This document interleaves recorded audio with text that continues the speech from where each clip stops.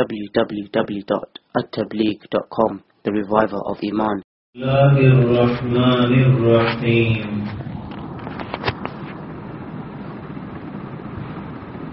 وَتَزَوَّدُوا فَإِنَّ خَيْرَ الزَّادِ التَّقْوَى وَاتَّقُونِ يَا أُولِي الْأَلْبَابِ. صدق اللہ العظیم. اللهم صل على سيدنا محمد وعلى آل سيدنا محمد وبارك وسلم.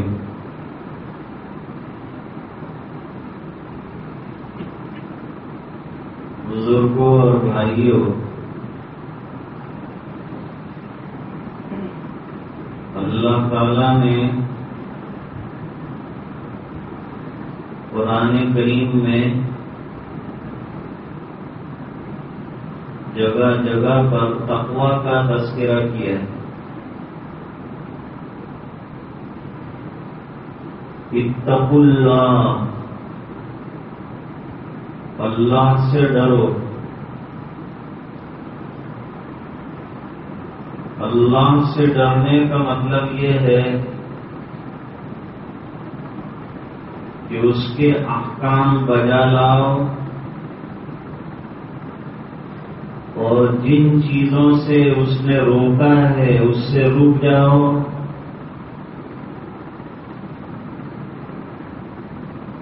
اور مرنے کے بعد اللہ کو جواب دینا ہے. اس خیال کے ساتھ اور اس یقین کے ساتھ زندگی گزارو. اس کا نام تقویٰ ہے.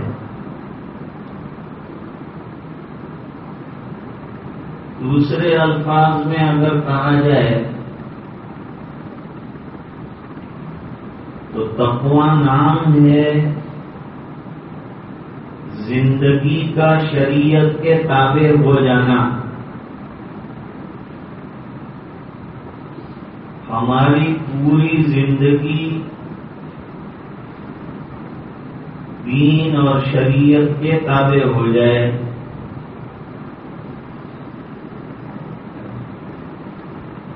صبح اٹھنے سے لے کر رات سونے تک ہمیں اللہ کا دھیان رہے اور غفلتوں سے اللہ تعالی باز رکھے. کیونکہ جب اللہ کا دھیان ہوگا تو اللہ تعالیٰ گناہوں سے حفاظت فرمائیں گے. اور اللہ کا دھیان ہوگا تو اللہ تعالیٰ نیکیوں کی توفیق دیں گے. اللہ کا ڈر ایسی چیز ہے کہ دنیا میں بھی مصیبتوں کو دور کرتا ہے اور آخرت میں بھی نجات دلاتا ہے.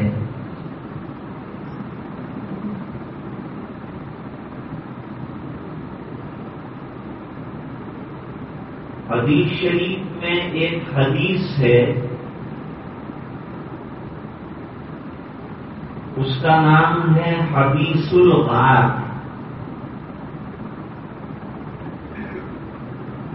غار والی حدیث.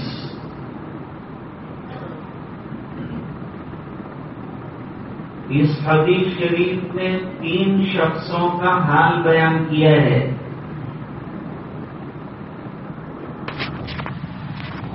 اور اللہ کے ڈر نے ان کو دنیا میں کیسے نجات دی یہ بھی بتلایا ہے.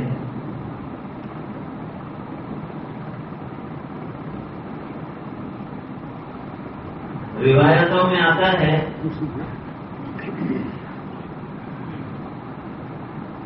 کہ 3 لوگ سفر کر رہے تھے. ایک روایت میں چرواہوں کا تذکرہ ہے. شام کا وقت ہو گیا اور ایک دم بارش ہونے لگی. اب کہاں جائیں جنگل میں؟ تو ایک غار نظر آئی.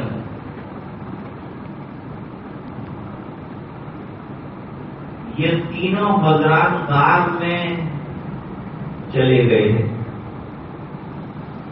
تاکہ بارش سے بچ جائیں.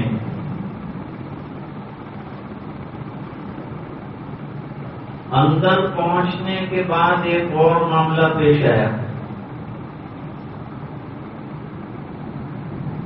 ایک چٹان اوپر سے سرکتی ہوئی اور لڑکتی ہوئی آئی اور غار کے منہ کے اوپر ٹھہر گئی. ایسی ٹھہری کہ غار بالکل قبر بن گئی.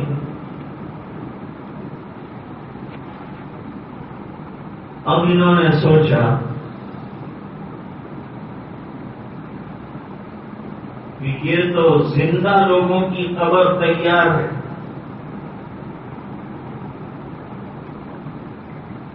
تو یہاں سے سنے گا کون کہ ہم کو نکالے گا؟ دوسرا یہ ہے کہ ایسے جنگل میں گزر کس کا ہوگا؟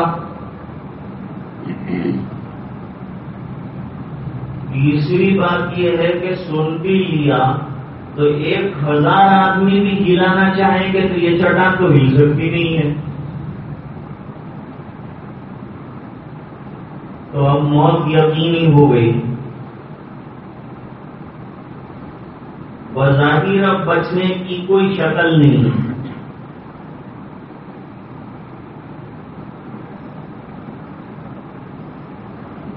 ایسے موقع پہ اگر لوگوں میں اختلاف ہوتا ہے تو بھی اتحاد ہو جاتا ہے. حالات آتے ہیں تو اتحاد ہوتا ہے. حالات نارمل ہوتے ہیں تو طرح طرح کے جھگڑے، طرح طرح کے اختلافات رونما ہوتے ہیں.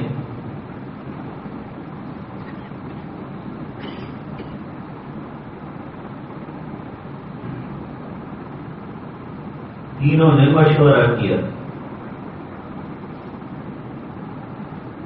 کہ ہم کر تو کچھ سکتے ہی نہیں ہیں. موت نظر آ رہی ہے اور ہم کچھ کر نہیں سکتے ہیں، لیکن ایک کام کر سکتے ہیں.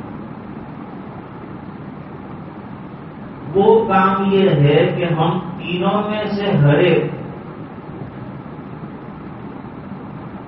پوری زندگی اپنی کھنگاٹ ڈالیں، زندگی کے اوپر غور کریں اور کوئی ایک عمل ہم نے اللہ کے لیے اگر کیا ہو، اللہ کے ڈر سے کیا ہو، نہ لوگوں کو دکھانے کے لیے کیا ہو، نہ ریاکاری کے لیے کیا ہو، نہ دنیا کے فائدے کے لیے کیا ہو، بس اللہ کے ڈر سے کیا ہو، وہ تلاش کرو.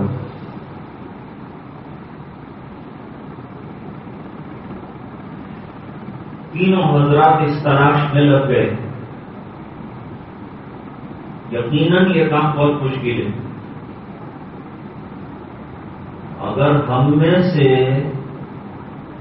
کسی کو کھڑا کر کے کہا جائے کہ کوئی عمل ایسا بتا کہ جس میں دنیا کا اور تیرے اپنے فائدے کا دخل نہ ہو، صرف آخرت اور اللہ کے ڈر سے کوئی عمل تو نے کیا ہو، کوئی سجدہ کیا ہو، تو بتا. وہ غور کرتے کرتے تھک جائے گا، مشکل سے اسے کوئی عمل ملے گا.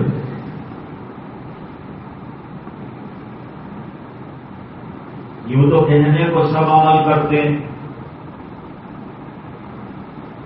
لیکن وہ عمل کہ جس کو بارگاہ عزتی میں پیش کر کے اس کے وسیلے سے ہم یہ غار سے نجات مانگیں، ایسا عمل چاہیے،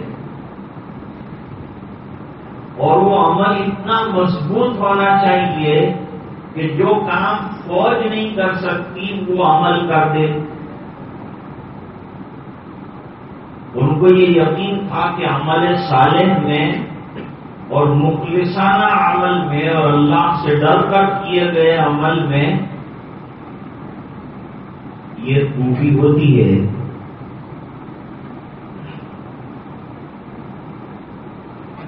بہت غور کرنے کے بعد ان حضرات میں سے ایک صاحب نے کہا کہ اے اللہ، تو جانتا ہے کہ میرا ایک کھیت تھا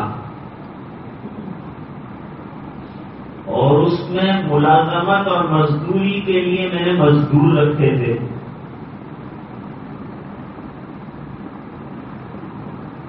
مزدوری کر رہے تھے۔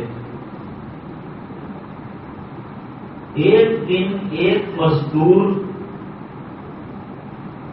اپنی مزدوری کے غلے کو لیے بغیر ناراض ہو کر میرے یہاں سے چلا گیا۔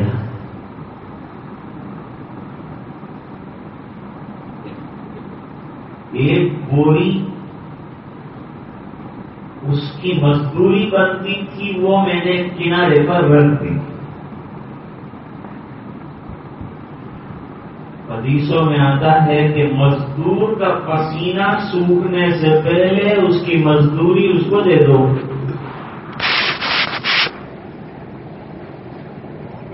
اب میں دینا چاہتا تھا لیکن وہ ناراض ہوا تھا کسی بات پر، اس نے کہا نہیں چاہیے مزدوری بھی چاہیے۔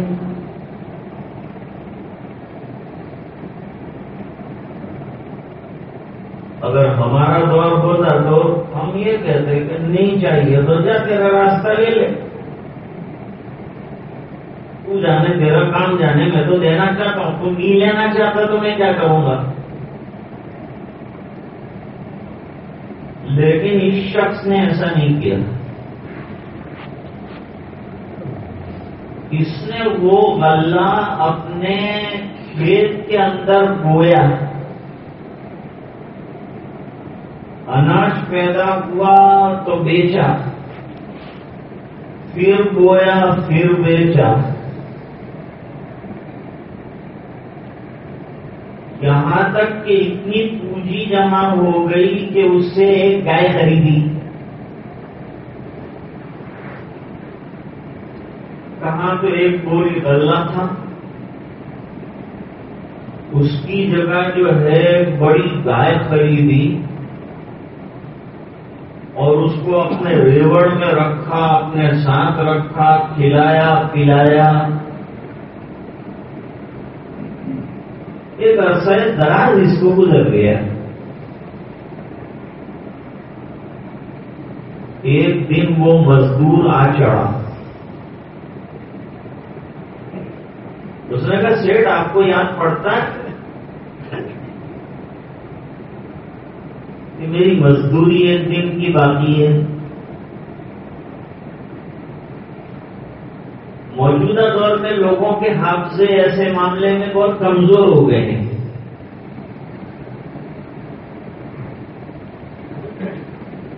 دماغ پہ وزن ڈالے گا تو بھی یاد نہیں آئے گا، لیکن اس شخص نے کہا بھائی تجھے میں نہیں بھول سکتا، جو مزدوری تو چھوڑ کر گیا تھا مجھے یاد ہے، اور تیری مزدوری حاضر ہے۔ کہا تو لاؤ دے دو۔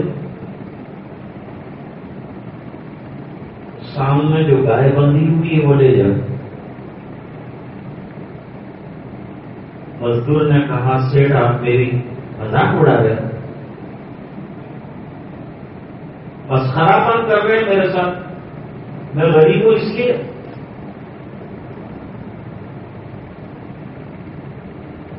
یہ گائے میری مزدوری نہیں ہے۔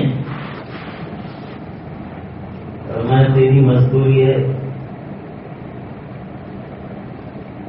تیرے بچے ہوئے غلے کو کھیت میں ڈالتا رہا، نتیجتاً اتنی کمائی ہوئی کہ یہ گائے میں نے اسی مزدوری میں سے خریدی ہے، اسے لے جا.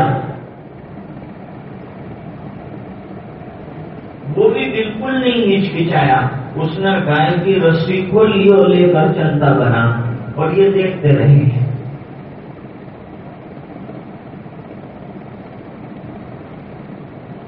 ذرا بھی ہڑبڑایا نہیں، اس نے گائے لی اور روانہ ہو گیا.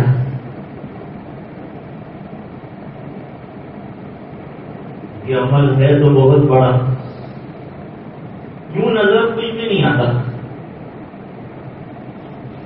لیکن کون سا عمل بڑا ہے جو اللہ کے یہاں قبول ہو جائے؟ ظاہر میں چھوٹا نظر آتا ہو، لیکن اللہ کے دربار میں جو قبول ہو جائے وہ عمل بڑا ہے.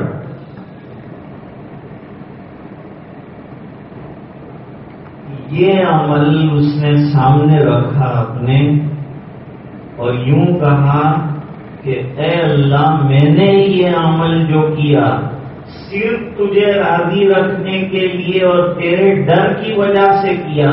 میں چاہتا تو اس کی مزدوری ہڑپ کر جاتا، مجھے روکنے والا کوئی نہیں تھا، لیکن تیرے ڈر نے مجھے ایسا کرنے سے باز رکھا. اس بنا پر اے اللہ، یہ عمل تیرے دربار میں اگر قبول رہا ہو تو یہ چٹان ہٹا دیجیے ذرا سی. ادھر تو دعا کر کے ہاتھ چہرے پر پھیرے، اس سے پہلے تو چٹان کے اندر ایک زور کی آواز ہوئی اور چٹان ذرا ہٹی. معلوم ہوا کہ اعمال میں اللہ تعالیٰ نے اتنی تاثیر رکھی. آج ہماری سب سے بڑی کمزوری عمل کی کمزوری. سنتے ہم بہت ہیں الحمدللہ، لیکن سننے کے بعد جو چیزیں لے کر زندگیوں میں اتارنا چاہیے وہ اتارتے نہیں ہیں. اس کے عمل پر اللہ تعالیٰ آخرت میں جو دینے والے ہیں اس میں کوئی کمی نہیں ہونے والی ہے، لیکن دنیا میں اللہ نے بتایا کہ عمل کا اتنا بڑا طاقت اور قوت ہے کہ وہ چٹان جو فوج سے نہیں ہٹ سکتی تھی اس کے اچھے عمل کے نتیجے میں ہٹ گئی. کسی کے وسیلے سے دعا کر سکتے ہیں کہ نہیں صدیق بھائی، یہ مسئلہ ہے، لیکن عمل صالح کے وسیلے سے دعا کر سکتے ہیں، اور وہ زندہ کے عمل سے وسیلہ لے کر دعا کی اور اللہ نے قبول بھی فرما لی اور اس کا اثر فوری طور پر ظاہر بھی ہو گیا. اللہ کرے کہ ایسی امانتیں اللہ تعالیٰ ہمیں نصیب فرمائے. ایک حدیث شریف میں حضور پاک صلی اللہ علیہ وسلم نے فرمایا کہ جو 5 چیزوں کی مجھے گارنٹی دیتا میں اس کو جنت کی گارنٹی دیتا ہوں. نمبر 1، من اذا حدث صدق. وہ شخص جو گفتگو کرے تو سچی بات کرے، جھوٹ بالکل نہ ملائے. موجودہ دور میں کوئی لوگ کم ملیں گے جو اپنی بات میں جھوٹ نہ ملا دے. اور یہ اتنی فیشن بن گئی ہے اور اتنی عام بن گئی ہے کہ اس کی برائی ہمارے دلوں سے نکل گئی. حالانکہ جھوٹ کبیرہ گناہ ہے،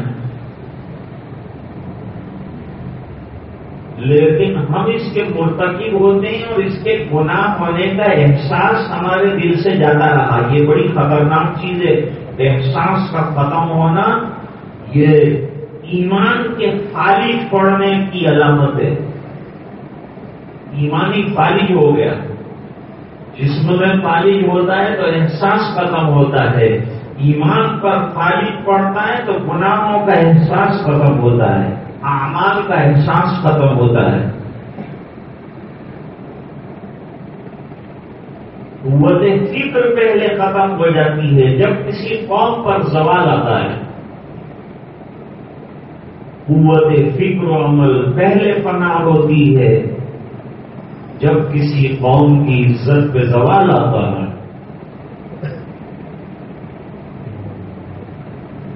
ایک عمل تو یہ ہو گیا، چٹان ذرا سی ہٹی لیکن نکل نہیں سکتے۔ حدیث میں فرمایا من اذا حدث صدق، جو بات کرے سچی کرے۔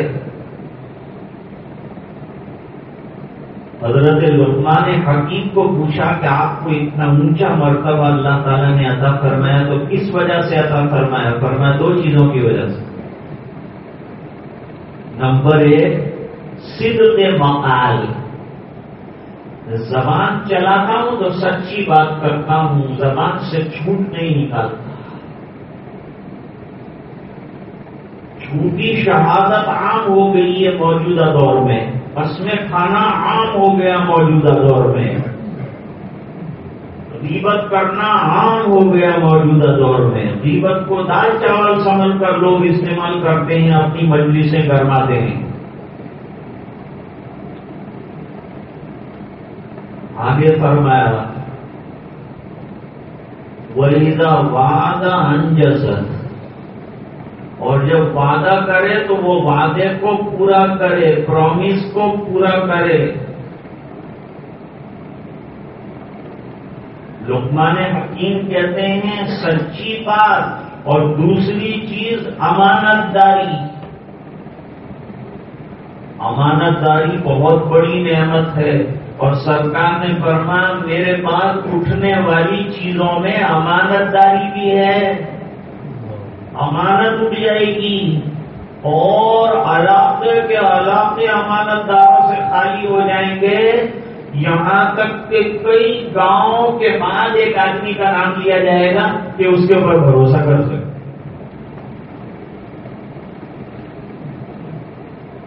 تیسری بات بیان فرمائی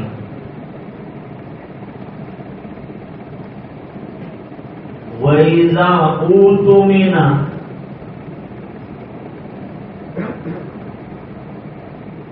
جب اس کو کوئی امانت سپرد کی جائے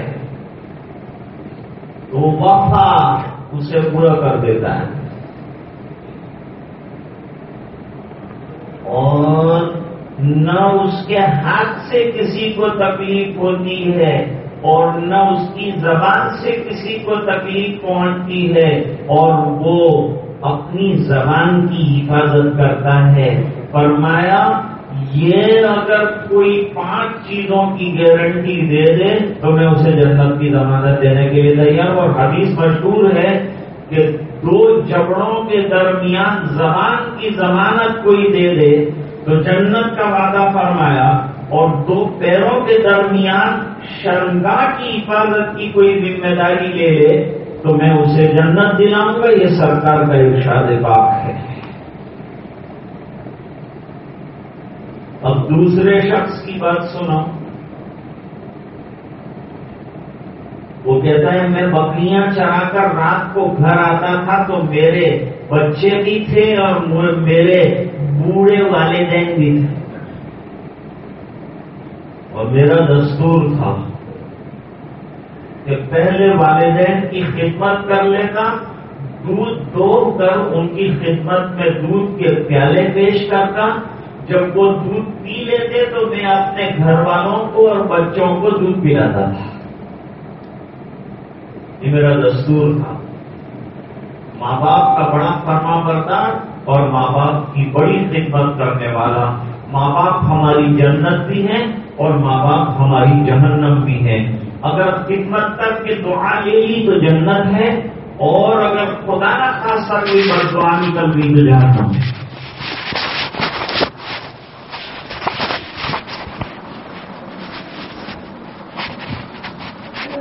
فرماتے ہیں ایک دن رات کو لیٹ ہو گیا، بکریاں چلا کر آیا تو دیر سے آیا، دیر سے آیا تو اتنا دیر سے آیا کہ والدین تھک کے سو گئے، والدین سو گئے، دودھ کے 2 پیالے میں نے تیار کیے اور والدین کے سرہنے پر آ کر کھڑا ہو گیا۔ اب بچے کہہ رہے ہیں ابا جان دودھ پلا دیجیے، گھر والی کہہ رہی ہے پورے دن کے بھوکے ہیں دودھ دے دیجیے، لیکن یہ بیٹا کہہ رہا ہے کہ میرے ماں باپ جب تک دودھ نہیں پیئیں گے وہاں تک میں تمہیں دودھ پلانے والا نہیں ہوں۔ حالانکہ وہ ایسا کر سکتا تھا کہ اپنے والدین کے لیے پیالہ لے کر کھڑا رہتا اور اپنے بچوں کو دودھ دے دیتا، ایسا کرنے میں کوئی حرج نہیں تھا، ایسا وہ کر سکتا تھا، لیکن اس نے ایسا نہیں کیا، اور یہ بھی مخلصانہ طور پر ایسا کیا کہ پہلے میرے والدین اس کے بعد میرے بچے، بعد میں میری بیوی۔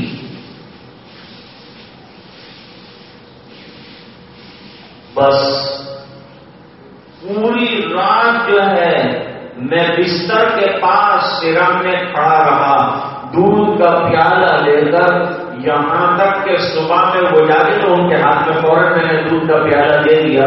اللہ میں نے میرے بچوں کو دودھ نہیں پلایا، انبیاء کو دودھ نہیں پلایا، میں نے خود دودھ نہیں پیا، اور اس کے پیچھے صرف اتنی سی بات تھی کہ میں نے اپنے والدین کے لیے اور تیرے ڈر کی وجہ سے میں نے یہ عمل مخلصانہ طور پر کیا تھا۔ اگر یہ عمل قبول رہا ہو تیرے دربار میں تو اللہ یہ جو تکلیف غار پر آئی ہے اس کو دور فرما دیجیے۔ حدیث میں فرمایا ایک کڑاکے کی آواز آئی اور چٹان اور کھسک گئی، معلوم ہوا کہ اس کا یہ عمل بھی اللہ کے دربار میں قبول کر لیا گیا، اور اس کے وسیلے سے کی جانے والی دعا کو بھی اللہ تعالیٰ نے قبول فرما لیا، اور اس کا نتیجہ دنیا میں تکلیف کی کمی کی شکل میں نکلا۔ اس سے یہ پتا چلا کہ اعمال صالحہ سے آخرت میں درجات بلند ہوتے ہیں، لیکن دنیا میں اللہ تعالیٰ اس کے فائدے عطا فرماتے ہیں۔ تقویٰ کا فائدہ دنیا میں بھی ظاہر ہوتا ہے، نجات من النار بھی اللہ نصیب فرماتے ہیں، اور دنیاوی اعتبار سے بھی تکالیف کے دور ہونے کا عمل صالح بہترین طریقہ ہے۔ اب تیسری بات رہ گئی ہے، تیسری بات یہ ہے کہ تیسرے شخص نے غور کرنا شروع کیا کہ میں نے کوئی عمل کیا ہے کہ نہیں، اچھا زندگی میں بھی غور کروں۔ یہ 2 نے تو ایسا عمل کیا، یقیناً مجھے ڈھونڈنا پڑے گا کہ کوئی عمل ایسا مل جائے کہ جو ہمارے یہاں سے چھٹکارے کا اور اس مصیبت سے نجات کا سبب بن جائے، آدھے کے قریب چٹان کٹ گئی ہے، نکلنے جتنا راستہ بن جائے، تیسرے عمل کا وسیلہ جوڑوں گی، کیا کروں؟ بہت غور کیا مخلصانہ عمل تلاش کرنے کے لیے کہ کوئی مخلصانہ عمل تلاش کروں، پھر ہاتھ اٹھائے۔ دعا اصل میں بہت بڑی نعمت ہے۔ موجودہ جو حالات ہیں ہمارے، اس میں ہمارے پاس دعا کے علاوہ کوئی چارہ نہیں ہے۔ ہمیں 2 چیزوں کی ضرورت ہے، اس ملک میں رہنا ہو تو 2 چیزوں کی ضرورت ہے۔ ایک تو اپنے اخلاق کو بلند کرنا پڑے گا، دوسرا اللہ کے دربار میں ہونا پڑے گا۔ اس کے علاوہ کوئی راستہ نہیں۔ قانون کے دائرے میں رہ کر ہم اتنا کر سکتے ہیں کہ اللہ کے دربار میں دعائیں مانگیں اور اپنے اعمال کو ٹھیک کریں. آج ایک صاحب مجھ سے پوچھ رہے تھے کہ بھئی آپ یہ کہتے ہیں کہ بھئی اخلاق عمدہ کرو، اخلاق عمدہ کرو، تو اس کے لیے کیا کرنا پڑے گا؟ میں نے کہا اس کے لیے سیرت کی کتابوں کا مطالعہ کرو، علماء کی باتیں سنو، اور جو سنا ہے اس کو زندگی میں اپناؤ. اتنا ہی تو کرنا ہے. اور کیا؟ ڈاکٹر تو دوا دے دیتا ہے، پینا تو مریض کو ہے نا. اب مریض دوا پیتا نہیں ہے اور اپنی بیماری کی شکایت کرتا ہے تو طبیب کا کیا قصور ہے؟ ضرورت اس بات کی ہے کہ جو سنا جاتا ہے اس کو زندگیوں میں اتارا جائے اور اس کو یقین کے ساتھ لیا جائے. اور ہمارے اخلاق کیسے ہونے چاہیے وہ ہمارے سامنے قرآن کریم کی تعلیمات ہیں، نبی کریم صلی اللہ علیہ وسلم کی تعلیمات ہیں. ان تعلیمات کو اپنے سامنے رکھو نا.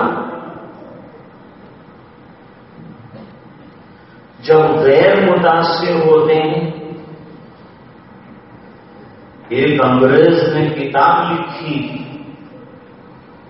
اور اس کا عنوان دیا 300 دنیا کے 100 بڑے لوگ. اس کا اردو میں بھی ترجمہ ہو گیا 100 بڑے کے نام سے.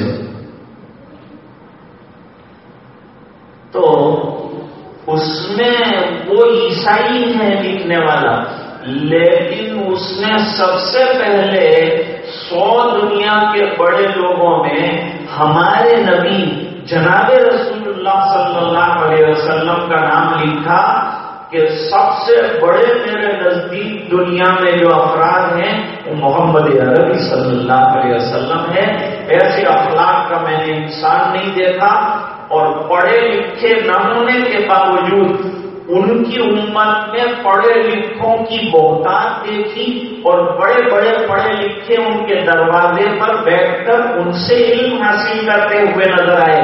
ان کو میں نے کسی سے علم حاصل کرتے نہیں دیکھا، لیکن ان سے پوری دنیا کو علم حاصل کرتے دیکھا. تو غیر جب یہ باتیں کہہ رہے ہیں تو مسلمانوں کو کیا ہوا ہے کہ وہ ادھر ادھر کے ناول پڑھتے ہیں اور دوسرے اخبار پڑھتے ہیں اور میرے آقا کی سیرت نہیں پڑھتے. آج کے جوان کرکٹ کا حال زیادہ جانتے ہیں، میرے نبی کی زندگی سے بالکل واقف نہیں ہیں. ہم تاریخ اسلام سے واقف نہیں ہیں، اپنے آپ کو مسلمان کہتے ہیں. صحابہ کی زندگیاں نہیں ہیں ہمارے سامنے. حیات الصحابہ پڑھو، حضرت نے کتنی محنت سے لکھی ہے اور کتنی جاں فشانی کی. آپ پڑھیں گے تو اندازہ ہوگا. تیسرے شخص نے دعا کے لیے ہاتھ اٹھائے. اس نے دعا کرتے ہوئے کہا اے الہ العالمین، میری ایک چچا زاد بہن. نوجوانوں کے سننے کا خاص ہوتا ہے. اللہ میری چچا زاد بہن، میں اس کو چاہتا تھا لیکن وہ بڑی پاکباز تھی، وہ بڑی نیک تھی، ذرا بھی توجہ نہیں دیتی تھی. اپنی عبادت میں، اپنی ریاضت میں اور اپنی پاک دامن زندگی گزارنے میں لگی تھی. نظر بھر بھی نہیں دیکھا کبھی اس نے میرے کو. لیکن اس کو پیسوں کی ضرورت پیش آئی تو میں نے اس کو 100 دینار دے دیے، لیکن اس بات پر راضی کیا کہ یہ اس لیے دے رہا ہوں کہ تو میری خواہش پوری کرے، خواہش برابری کر سکے. وہ خاتون تیار ہو گئی اور گناہ کے لیے راضی ہو گئی. وقت ہوا اور وہ وقت معینہ کے اوپر آئی تو وہ زاروں قطار رو رہی تھی جب گناہ کا وقت آیا تو وہ زار و قطار رو رہی ہے. میں نے اس سے پوچھا کہ جب تیری خواہش کی تکمیل کا وقت آیا تو رو کیوں رہی ہے؟ اس نے کہا مجھے اللہ کا ڈر ہے، اللہ کا ڈر مجھے رلا رہا. بنی اسرائیل میں ایک شخص تھا، بدکاریاں کرنے میں مشہور تھا. اس کے دروازے سے ایک خاتون جا رہی تھی، اس کو اندر کھینچ لیا، دروازہ بند کیا. بہت منت سماجت اس خاتون نے کی کہ میں راستے سے گزر رہی تھی اور اللہ کے بندے یہ تو نے کیا کر دیا، تو کیا سوچ رہا ہے؟ وہ پیسے دیتا رہا کہ منہ بند رکھ اور مجھے اپنی خواہش کی تکمیل کرنے دے. اس نے کہا چلو اندر کے کمرے میں. اندر لے گیا، دروازہ بند کر دو، کر دیا. اور اندر کمرے میں چلو، دوسرے کمرے میں گئے، کہاں دروازہ بند کرو، کر دیا. اب بیٹھے ہیں بستر پر، اور دروازہ بند کرو. سب دروازے بند ہیں، اب گھر کا کوئی دروازہ کھلا ہوا نہیں، اب کوئی ہم کو دیکھنے والا نہیں ہے. اس عورت نے رو کر کہا کہ مجھے ایک دروازہ کھلا ہوا نظر آتا ہے جہاں سے میرا اللہ دیکھ رہا ہے، میرا پروردگار دیکھ رہا ہے، اور تم کہتے ہو کہ دروازے بند کر کے وہ دروازہ ابھی بھی کھلا ہوا ہے. کہتے ہیں کہ اس آدمی نے کان پکڑ لیے، توبہ کر لی، رویا اور اپنے گناہ سے معافی مانگ لی، دروازے کھول دیے اور کہا تو چلی جا، میں بھی اللہ سے ڈرتا ہوں. پورے اللہ کے ڈر میں میرے دل میں بھی اللہ کا ڈر پیدا کر. تو اللہ کا ڈر ایسی چیز ہے کہ سچے معنی میں اگر دلوں کے اندر آ جائے تو سامنے والے کے دل کے اندر بھی وہ ڈر آ جائے گا. یہ جو ابھی حضرت مفتی صاحب نے فرمایا کہ اللہ والوں کے پاس بیٹھو، میں تو دنیا دار آدمی ہوں، لیکن جب بھی علماء آئیں، جب اللہ والے آئیں بیٹھیں تو ان کے دل کے تقویٰ کے انوار جو ہیں آپ کے دل کے اوپر پڑیں گے. نتیجہ یہ ہوگا کہ زندگیاں بدلیں گی. ان کی باتوں کی تاثیر آپ کے دل کو متاثر کرے گی. اس کے نتیجے میں اللہ تعالیٰ نیکیوں کی توفیق اور توبہ کی توفیق عطا فرمائیں گے. توبہ کی توفیق ہو جائے اور ہاتھ اللہ کے دربار میں اٹھنے والے بن جائیں تو یہ بہت بڑی بات ہے. دعا کے لیے حدیث میں فرمایا اور دعا مخ العبادت، دعا عبادتوں کا مغز ہے، عبادتوں کا کریم ہے. آدمی کے دل میں اگر اللہ کا ڈر آئے نا، وہ کوئی گناہ نہیں کرے گا، نہ وہ سود کھائے گا، نہ سود لے گا، نہ سود دے گا. ایک شخص آئے کہنے لگے حضرت میں بہت ضرورت مند ہوں اور لون لینا چاہتا ہوں. میں نے کہا لون کو شریعت نے منع کیا ہے، شریعت نہ کہتی ہے؟ ہاں بس اسی وقت وعدہ کرتا ہوں مر جاؤں گا بھوکا پیاسا لیکن نہیں ہوگا. اس بنا پر کہ جس کو شریعت نے حرام کہا ہے، حرام لقمہ کھا کے کہاں جاؤں گا؟ کیا برکت ہوگی اس کے اندر؟ وہ پریشانیاں لے کے آئے گا اور سود لے کے آئے گا. سودی کاروبار کرنے والا ہمیشہ پریشان رہتا ہے. اس پر ایک جنات کی کیفیت رہتی ہے، ایک شیطان کی کیفیت اس کے اوپر تاری رہتی ہے. اس کے مال میں برکت نہیں ہوتی، ہمیشہ بے قرار اور بے چین رہتا ہے، جیسے انگاروں پر زندگی گزارا.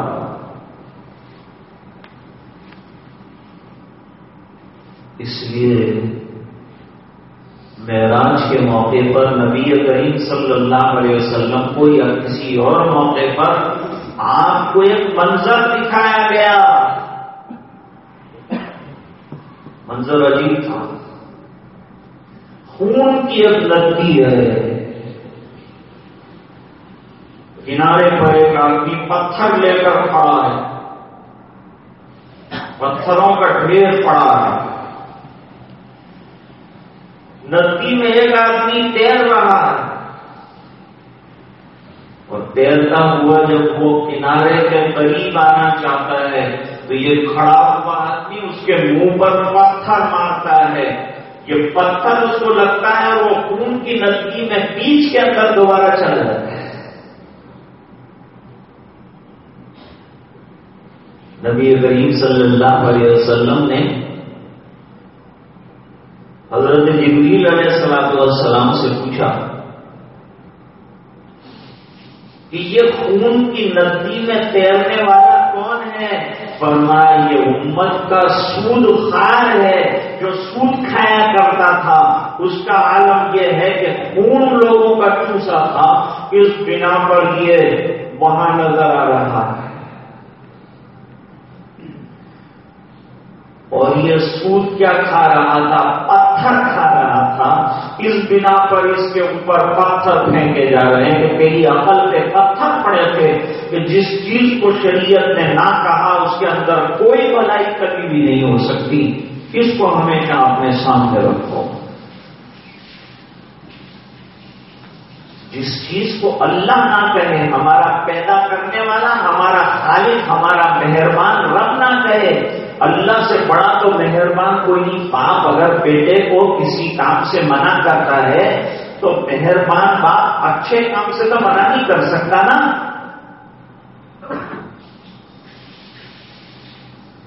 مثلاً ایک بچہ ماں کے پاس چاکلیٹ مانگ رہا ہے، ماں نے کہا نہیں دلاؤں گی تجھے چاکلیٹ، تو ماں کے دل میں رحم نہیں ہے کہ بچہ مانگ رہا ہے اور چاکلیٹ نہیں دیتی۔ وہ جانتی ہے کہ اس کے دانت سڑے ہوئے ہیں اور چاکلیٹ کھائے گا تو اور دانت سڑ جائیں گے، اس بنا پر اس کا نہ کہنا محبت پر مبنی ہے۔ اللہ کا سود سے منع کرنا یہ در حقیقت ہماری محبت پر مبنی ہے۔ اللہ مہربان ہے، ہم کو برائیوں سے بچانا چاہتے ہیں۔ شیطان لگانا چاہتا ہے ربا میں، سود میں، برائیوں میں، اور اللہ بچانا چاہتے ہیں، نبی بچانا چاہتے ہیں، دین بچانا چاہتا ہے۔ دین کا مطلب یہ ہے جنت والا راستہ، اور بے دینی کا مطلب یہ ہے جہنم والا راستہ۔ لڑکی رو رہی ہے، روتی کیوں ہے؟ تو کہا اللہ کے ڈر سے روتی ہوں کہ آج تک کسی نے مجھے ناجائز طریقے پر انگلی نہیں لگائی، اور آج تو اپنی خواہش کے لیے پیسہ دے کر میرے جسم سے کھیل رہا ہے، میری عزت کو تم نے داؤ پر لگا دیا ہے۔ کل اللہ پوچھے گا کہ یہ جسم اس لیے دیا تھا کہ تو اس طرح کے گناہ کرتی، یہ بدکاریوں کے واسطے جسم دیا تھا تجھے، یہ زناکاری کے واسطے دیا تھا تجھے۔ قرآن کریم کہتا ہے وَلَا تَقْرَبُوا الزِّنَا إِنَّهُ كَانَ فَاحِشَةً وَسَاءَ سَبِيلًا۔ قرآن کریم نے یوں نہیں کہا کہ لا تزنوا، بدکاری مت کرو، یہ نہیں فرمایا، یوں کہا کہ اس کے قریب بھی مت جانا، یعنی اپنی نگاہ کی بھی حفاظت کرو اور اپنی شرمگاہوں کی بھی حفاظت کرو، اور راستہ بتایا کہ اس کا بہترین راستہ یہ ہے نوجوانوں کہ وقت آنے پر اور گناہ کا خطرہ ہونے پر جلدی شادیاں کر لو۔ یا معاشر الشباب، اے نوجوانوں کے گروہ، من استطاع منکم الباءۃ فلیتزوج، تم میں سے جن کے اندر استطاعت ہو نکاح کرنے کی جلدی نکاح کر لو۔ نکاح کو سادہ بناؤ، سمپل بناؤ، پورا دین سمپل ہے اور سادہ ہے، نکاح کو بھی سادہ بناؤ تو گناہ مہنگا ہو جائے گا، اور اگر تم نے نکاح کو مہنگا کیا گناہ سستا ہو جائے گا، زنا سستا ہو جائے گا۔ فرماتے ہیں کہ بھئی بات دل سے نکلتی ہے، اثر رکھتی ہے، اور پر نہیں طاقت پرواز مگر رکھتی ہے۔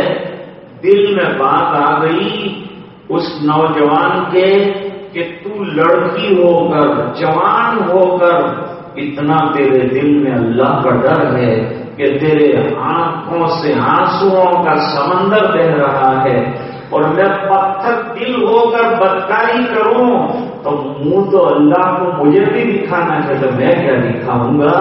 اس بنا پر جا، میں نے وہ پیسے بھی تجھے دے دیے اور میں گناہ بھی نہیں کرنا چاہتا، تو اس بات کی گواہ رہنا وہ اٹھ کر چلی گئی اور اے اللہ میں نے یہ کام صرف تیرے ڈر کی وجہ سے کہ گناہ سے بچ گیا، صرف تیرے ڈر کی وجہ سے، اور اخلاص والا عمل میں نے کیا تیری وجہ سے، صرف تیرے لیے کیا ہے۔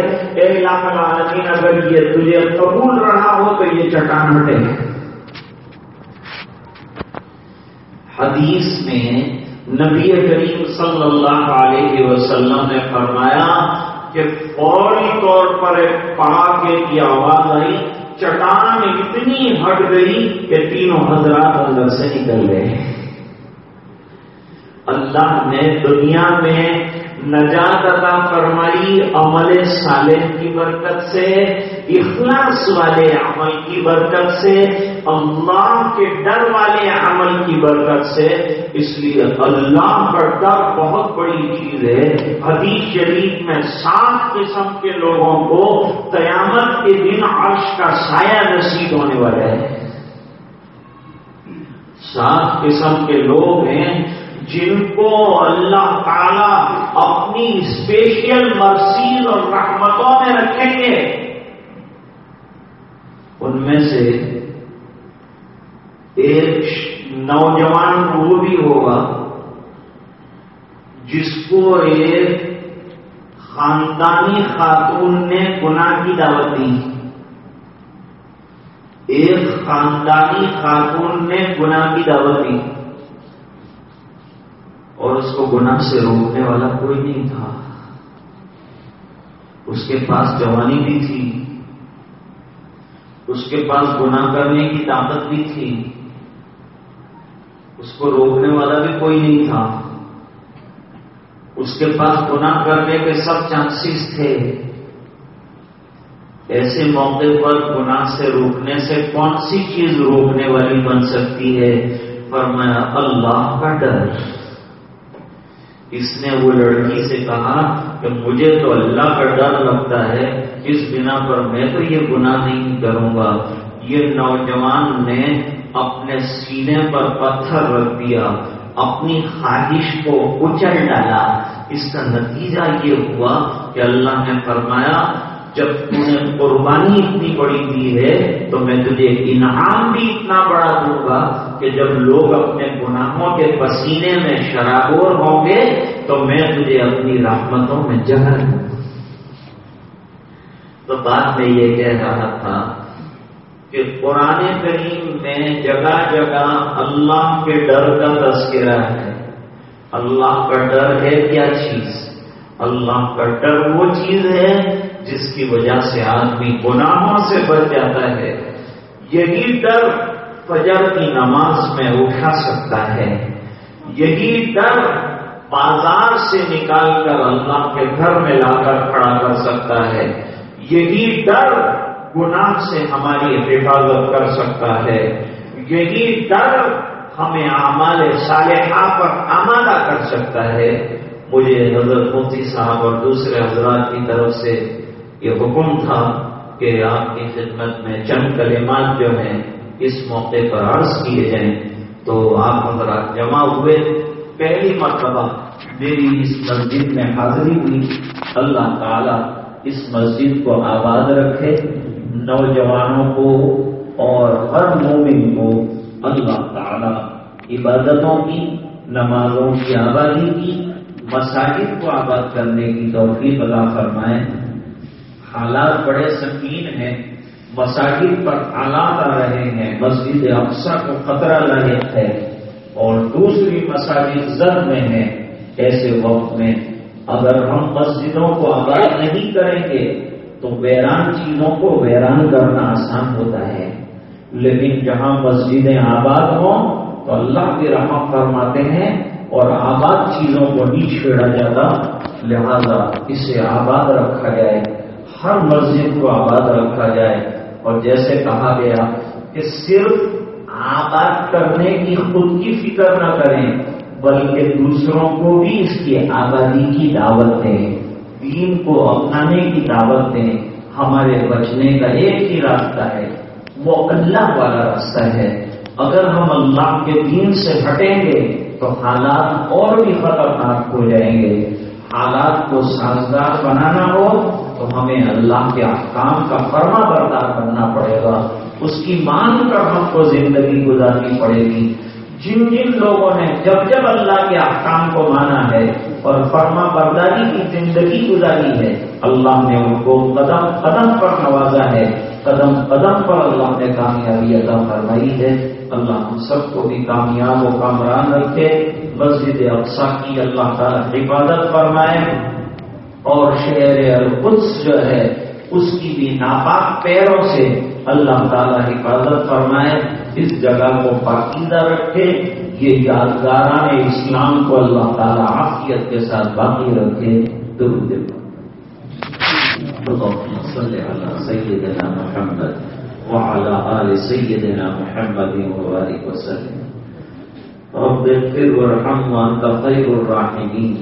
ربنا آتنا في الدنيا حسنة وفي الآخرة حسنة وقنا عذاب النار، وقنا عذاب القبر، وقنا عذاب الحشر، وقنا عذاب الفقر، وقنا عذاب الدين، واحشرنا يوم القيامة مع الأبرار۔ ربنا لا تزغ قلوبنا بعد إذ هديتنا وهب لنا من لدنك رحمة إنك أنت الوهاب۔ ربنا اغفر لنا ذنوبنا وإسرافنا في أمرنا وثبت أقدامنا وانصرنا على القوم الكافرين۔ ربنا هب لنا من أزواجنا وذرياتنا قرة أعين واجعلنا للمتقين إماما۔ ربنا أتمم لنا نورنا واغفر لنا إنك على كل شيء قدير۔ ربنا آتنا من لدنك رحمة وهيئ لنا من أمرنا رشدا۔ ربنا اغفر لنا ولإخواننا الذين سبقونا بالإيمان ولا تجعل في قلوبنا غلا للذين آمنوا ربنا إنك رؤوف رحيم۔ اے اللہ ہمارے گناہوں کو معاف فرما، کوتاہیوں سے درگزر فرما، اپنا فضل اور کرم شامل حال فرما، رحم کے اور کرم کے فیصلے فرما۔ اے الہ العالمین، ہم بہت بڑے گناہ گار ہیں، اے اللہ ہم خطا کار ہیں، اے اللہ ضیاءکار ہیں، اے اللہ ریاکار ہیں، اے اللہ پھر بھی تیری رحمتوں کے خواستگار ہیں، اے اللہ پھر بھی تیری مغفرت کے درخواست کرنے والے ہیں۔ اے الہ العالمین، اپنے فضل سے ہمارے گناہوں کو معاف فرما دے، درگزر فرما دے۔ اے اللہ اگر تو نے معاف فرما دیا تو تیری شان میں کوئی کمی نہیں آئے گی، لیکن اے اللہ ہم جیسوں کی بگڑی بن جائے گی۔ اے اللہ ہماری بگڑی بنا دے، اے اللہ امت کی بگڑی بنا دے، اے اللہ امت کے حال پر رحم فرما دے، اے اللہ ہمیں نمازوں کا پابند بنا دے، اے اللہ اعمال صالحہ کی ہمیں توفیق عطا فرما دے، اے اللہ نبی کریم صلی اللہ علیہ وسلم کی ایک ایک سنت پر عمل کرنے والا بنا دے، اے اللہ اپنی رضا دائمی عطا فرما دے، اے اللہ تیرا ڈر ہمارے دلوں میں جاگزین فرما دے، اے اللہ استقامت والی زندگی عطا فرما، اے اللہ صراط مستقیم والی زندگی عطا فرما، اے اللہ ہدایتوں والی زندگی عطا فرما، اے اللہ منمانی زندگی سے حفاظت فرما، اے اللہ اس بستی کو آباد فرما، اے اللہ اس مسجد کو اور جتنی مساجد ہیں شہر کی تمام کو آباد فرما، اے اللہ محلوں کو آباد فرما جن میں مسجدیں آباد ہیں، اے الہ العالمین ہمارے گھروں کو بھی آباد فرما، ہر قسم کی آفات سے بلیات سے حفاظت فرما، اے اللہ ایمان پر دنیا سے جانے والوں کی مغفرت فرما، عبدالرؤوف بھائی کی اہلیہ انتقال فرما دیں، اے اللہ ان کی بھی بھرپور مغفرت فرما، اور نظام الدین بھائی انتقال فرما گئے، اے اللہ ان کی بھی مغفرت فرما، اے اللہ اپنا فضل اور کرم شامل حال فرما، اے اللہ جب تک زندہ رکھے ایمان پر زندہ رکھ، جب دنیا سے جانے کا وقت ہو اے اللہ ایمان کے ساتھ اور ایمان کی حفاظت کے ساتھ دنیا سے جانا نصیب فرما، اے اللہ اس پورے مجمع کی مغفرت فرما، اور امت کے ایک فرد کی مغفرت فرما، اور دعائیں اپنے فضل و کرم حبیب پاک صلی اللہ علیہ وسلم کے تو خیر منظور فرما، برحمتک یا ارحم الراحمین۔